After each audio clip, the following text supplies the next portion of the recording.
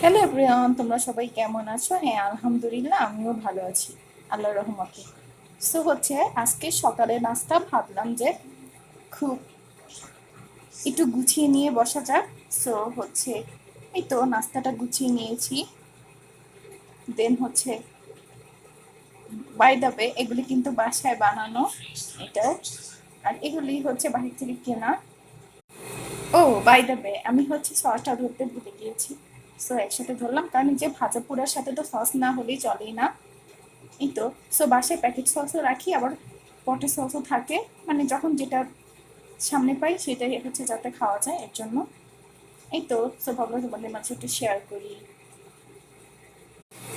নাস্তা খাওয়ার পরে 1 কাপ চা না হইলেই না। তো আমি তো চা খুবই লাইক করি, চা কফি। কে কে আমার মতো আছে চা কফি লাইক করো, কমেন্টসে জানিও।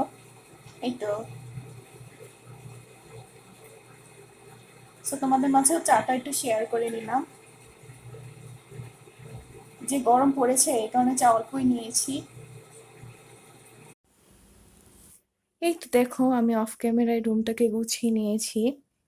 ওই তো বললাম, আমি ঘুম থেকে উঠে ফ্রেশ হয়ে দেন পাখিদেরকে খাবার দিয়েছি। এই তো তারপর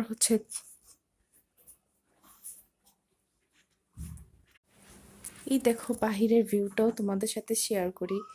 এখানে বসে আমি মাঝে মধ্যে চাটা খাই, তারপরে বোনের সাথে গল্প করি, আম্মুর সাথে।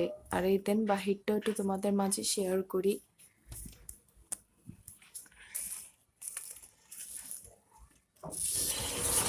দেখো কি সুন্দর একটা বাতাস আসছে, ঠান্ডা বাতাস। ঘুম থেকে উঠে ফ্রেশ হয়ে দেন বারান্দায় চলে এসেছি। এই তো ভাবলাম গাছগুলি একটু শেয়ার করি তোমাদের মাঝে। এই যে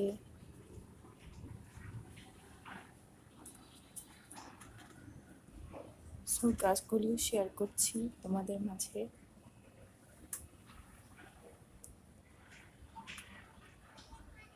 এই তো এই দেখো, মাশাআল্লাহ আমার পাখিগুলি, ওদেরকেও বারান্দায় এসে খাবার দিয়ে দিয়েছি। এই যে ঘুঘু পাখি,